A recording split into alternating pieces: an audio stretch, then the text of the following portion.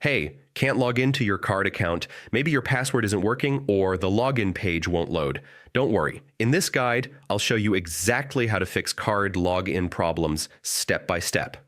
Start by double-checking your email and password. Make sure there are no typos and that caps lock is off. If you forgot your password, click Forgot Password and reset it using your email. A slow or unstable connection can prevent login.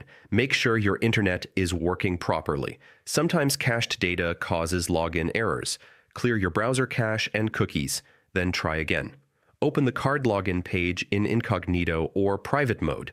This disables extensions that might block login. Extensions like ad blockers or security tools can interfere with login. Disable them and try again. If the problem continues, try logging in using another browser or device. Sometimes card servers may be down. Check their status to see if there's an outage. If your account is new, make sure you've verified your email address. Unverified accounts may not allow login. If nothing works, contact card support. Provide your email and describe the issue. They'll help you recover access.